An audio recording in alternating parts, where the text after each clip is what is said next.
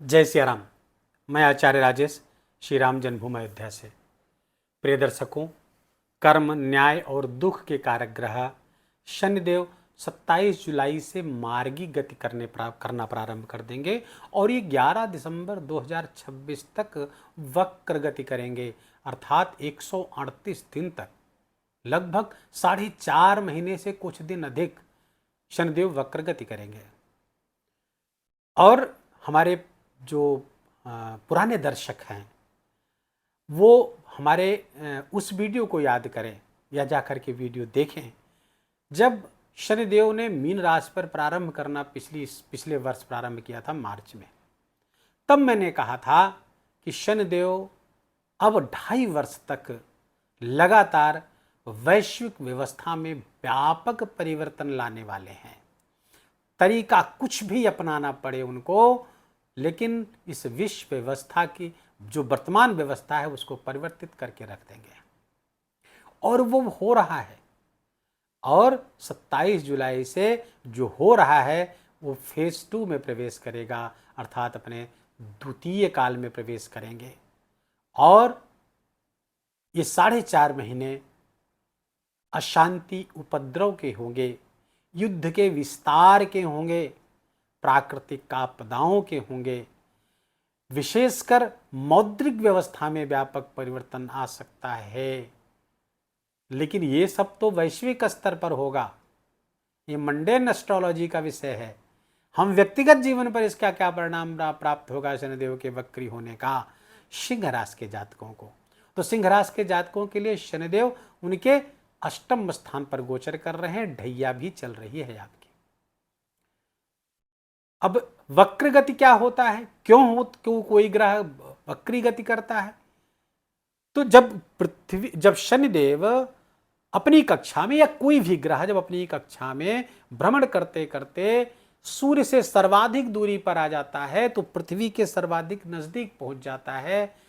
इस कारण से वो वक्र गति करने लगता है। लेकिन सच्चाई ये है कि कोई भी ग्रह वक्र गति नहीं करता, उल्टा नहीं चलता है। बशर्ते पृथ्वी से हम देखते हैं तो उल्टा चलता दिखता है। क्यों? उसकी गति मंद पड़ जाती है और चूंकि पृथ्वी की गति तीव्र है उसके सापेक्ष जब देखते हैं तो वो उल्टा चलता हुआ दिखाई देता है। ठीक उसी तरीके से यदि कोई कार से जा रहा है या ट्रेन में हम जा रहे हैं तो बगल वाली ट्रेन को जब हम क्रॉस करते हैं तो लगता है पीछे दूसरी वाली ट्रेन पीछे जा रही है, दूसरी वाली कार पीछे जा रही है, लेकिन उसके परिणाम अधिक प्राप्त होते हैं। कहा गया है, महर्षि पराशर कहते हैं कि वक्री ग्रह के बल में बहुत वृद्धि हो जाती है, वो उच्च के समान परिणाम देने लगता है।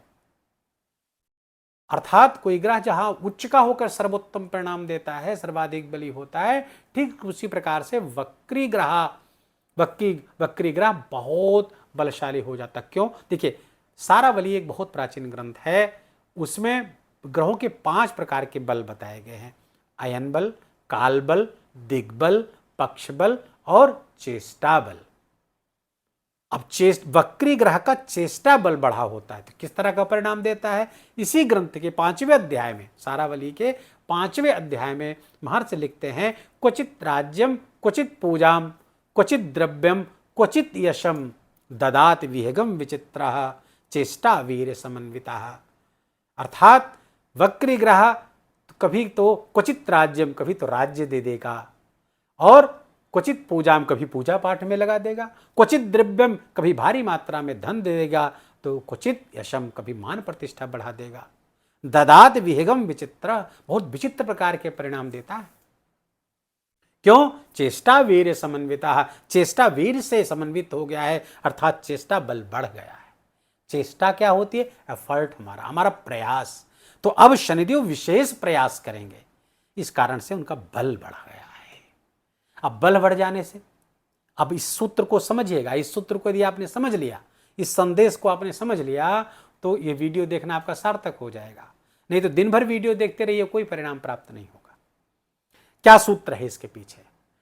अब कहा यह जाता है, ज्योतिष का सिद्धांत है कि जो कोई ग्रह वक्री होता है तो अपने पीछे वाले घर को प्रभाव में ले लेता है या पिछले वाले घर का परिणाम देता है, जहां से वो गोचर करके आगे गया है। फिर पीछे आकर के उसका परिणाम। अच्छा, इसका पीछे क्या मतलब है कि जब आपका चेष्टा बल अर्थात बल बढ़ जाए, आपका धन बल बढ़ जाए, प्रतिष्ठा का बल बढ़ जाए, आपका प्रभुत्व का बल बढ़ जाए, प्रभाव का बल बढ़ जाए, तो क्या करना चाहिए? पीछे घूम करके देखना चाहिए। क्यों देखना चाहिए?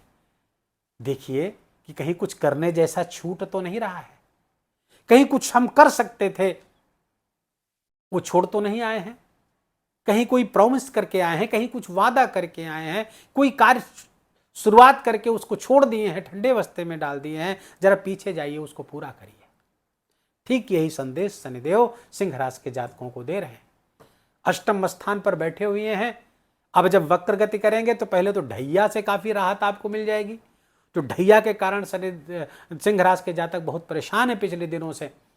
पिछले मार्च 2025 से वो परेशानियों का अंत होगा। अच्छा, परेशानियों का जब अंत होगा, जब वक्री गति करेंगे, तो केवल वक्रगति करने से परेशानियों का अंत नहीं होगा। पिछले समय यथार्थ आपके सप्तम से संबंधित जो आपके प्रोमिसेज हैं उसको पूरा करना होगा।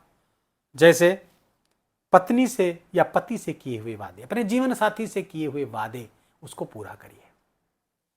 बिजनेस से संबंधित कोई काम छूटा हुआ है या कोई बिजनेस शुरू करके आपने छोड़ दिया ठंडे बस्ते में, बिजनेस संबंधी कोई प्रोमिसेज या बिजनेस पार्टनर से संबंधित कोई प्रोमिसेज, उनसे किया हुआ कोई वादा, कोई कार्य, कोई पब्लिक डीलिंग से जुड़ा हुआ कोई काम, इन सब से कोई समझौता हुआ था, उससे कोई चीजें होके आई थी, उसको आपने नहीं पूरा किया। देखिए, सोचिए, विचारिए, कौन सा कर्म आपने छोड़ दिया है, और जो भी छोड़ दिया है उसको तत्काल पूरा करिए। सारा काम बंद करके उसको पूरा करिए, और आप पूरा कर भी लेंगे जब उसको शुरुआत करेंगे। क्यों? क्योंकि बल बढ़ा हुआ है, शनिदेव मदद कर रहे हैं आपकी। यहां पर राहु भी बैठा है। अब जब वक्री होंगे तो जीवन साथी के स्वास्थ्य को गंभीरता से प्रभावित भी करेंगे, इसलिए पिछले दिनों के जो छूटे हुए कार्य हैं उसको पूरा करिए। और जब वो पूरा करेंगे तो शनिदेव की जो तीसरी दृष्टि आपके कर्म में पड़ रही है, कर्म पर पड़ रही है, कर्म में शिथिलता आ रही है, आप आलसी हो गए हैं, प्रमादी हो गए हैं, प्रोक्रेस्टिनेशन के शिकार हो गए हैं, काम को कल पर टालने लगे हैं, उस सबसे लाभ मिल जाएगा आपको, और काम अच्छे तरीके से करना प्रारंभ कर देंगे, अपने काम करने लगेंगे, फलता उपलब्धियां बढ़ जाएंगी जीवन की।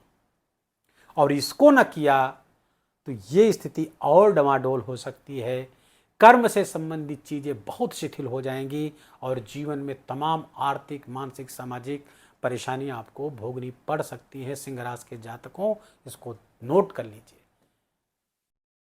तो अपने कर्म में जो आलस्य है, जो प्रमाद है, उसको उखाड़ कर फेंक दीजिए। सप्तम से संबंधित किए हुए जो आपके छूटे कार्य हैं उसको पूरा करिए। हमने गिनाया, आप भी सोचिए क्या काम हो सकता है जो छूट गया है, उसको पूरा करिए। और फलता तीसरी दृष्टि का लाभ आपको प्राप्त होगा। शनिदेव की जो सातवीं दृष्टि है आपके धन भाव पर पड़ रही है, और यहां पर उनकी मित्र राशि है कन्या राशि, स्वाभाविक मित्र है दोनों, तो धन वृद्धि, अचानक से धन वृद्धि के भी योग बना देंगे। नवीं दृष्टि पड़ रही है, 10वीं दृष्टि पड़ रही है धनुराशि पर, आपके पंचम भाव पर। पंचम भाव पर यहां पर चूंकि मित्र, यहां पर देवगुरु बृहस्पति की राशि है। अच्छा, एक चीज और जान लीजिए कि शनिदेव जिस राशि पर गोचर कर रहे हैं वो देवगुरु बृहस्पति की राशि है। देवगुरु बृहस्पति वर्तमान में कहां? द्वादश स्थान पर आपके गोचर कर रहे हैं, उच्च के होकर गोचर कर रहे हैं। शनिदेव देवगुरु बृहस्पति की राशि पर, और देवगुरु बृहस्पति शनिदेव के नक्षत्र पुष्य नक्षत्र पर गोचर कर रहे हैं। तो ये शुभ संबंध बन गया। और एक संबंध और बना हुआ है, देवगुरु बृहस्पति की 9वीं दृष्टि शनिदेव पर पड़ रही है, अर्थात दृष्टिगत संबंध भी बन गया है। और शनिदेव देवगुरु बृहस्पति का बहुत सम्मान करते हैं, इसलिए 31 अक्टूबर तक शनिदेव देवगुरु बृहस्पति के अनुशासनात्मक दृष्टि में रहेंगे, इसलिए कुछ बड़ा बुरा नहीं करेंगे, बशर्ते जो काम बताया गया उसको कर लीजिए, अन्यथा गुरु भी आपकी रक्षा नहीं कर पाएंगे। और सुनिए, 31 अक्टूबर को देवगुरु बृहस्पति आपकी राशि पर गोचर प्रारंभ कर देंगे, और जिस दृष्टि से शनि को अनुशासित कर रहे थे वो दृष्टि बाधित हो जाएगी, और शनिदेव इसी समय अस्तम भी गति करेंगे, अर्थात नवंबर और आधा दिसंबर, 11 दिसंबर तक ये समय परेशानियों भरा हो सकता है, इसलिए बहुत सावधान रहने की आवश्यकता है सिंह राशि के जातकों को नवंबर और आधे दिसंबर के मध्य में। अब उपाय क्या करें? उपाय तो पीपल का वृक्ष लगाइए और उसकी सेवा करिए तत्काल, जितनी जल्दी हो सके। एक से अधिक कर सके तो एक से अधिक वृक्ष लगाइए, उसको पाल पोस कर बड़ा करिए, सेवा करिए। दूसरा, शनि स्तवराज या दशरथ के शनि स्तोत्र का नित्य पाठ करिए। मंदिर में जाइए, साफ सफाई के कामों में वहां हाथ बटाइए। दीन दुखियों, जो चतुर्थ वर्ग श्रेणी के लोग हैं, जो नीडी हैं, गरीब हैं, मजदूर हैं या मजबूर हैं, रोगी, असहाय, इनकी जितनी सेवा कर पाएंगे, इन पर अपनी आय का एक अंश, अपने एक समय का अंश इन पर लगाएंगे तो शनिदेव प्रसन्न होंगे। और तीसरी महत्वपूर्ण बात यह है कि क्षमा प्रार्थना। इस समय चूंकि कर्मों का न्याय होने जा रहा है, कर्मों का काल चक्र घूमेगा, न्याय चक्र घूमेगा और आपके साथ न्याय होगा। जो भी आपने कर्म किया है, क्षमा प्रार्थना प्रारंभ कर दीजिए। करचरण कृतम वा कर्मजम वा श्रवण्यन जमा मानसम वा अपराधम वेतम अवेतम सर्मे तक्षमस्व जय जय करुणाब्धे श्री महादेव शंभो। दिन में कई बार इस श्लोक को बोलिए। शिव मानस पूजा का यह अंतिम श्लोक है, शंकराचार्य जी, आदि गुरु शंकराचार्य जी द्वारा विरचित। इसको पाठ करिए। ना श्लोक याद कर पाइए तो केवल भाव बनाइए, हाथ जोड़ करके प्रभु से अपनी भाषा में बोल दीजिए, प्रभु जो कुछ भी कर्म हमसे हो गए हैं उसके लिए हमें क्षमा करिए। जाने अनजाने जो कुछ भी बुरा हुआ हो, पाप कर्म हो गया, उसके लिए हमें क्षमा करिए। दिन में कई बार ऐसा करते रहें, बहुत ही लाभ प्राप्त होगा। वीडियो को यहीं विराम देंगे। वीडियो अच्छा लगा हो, आपके काम का लगा हो, मेरा बोलना आपका सुनना दोनों सार्थक हुआ हो, कृपा करके इस वीडियो को लाइक करिए, अपनों के साथ शेयर करके उनको भी इसका लाभ दीजिए। कमेंट में जाकर के जय सिया राम लिखना बिल्कुल भी मत भूलिएगा। मेरा विशेष निवेदन, विशेष आग्रह आपसे। चैनल पर नए हैं तो इसको सब्सक्राइब कर लीजिए, बेल आइकन की घंटी दबा लीजिए और प्लीज़ अपना बहुत बहुत ख्याल रखिए। ईश्वर आपका बहुत बहुत मंगल करे। जय जय सिया राम।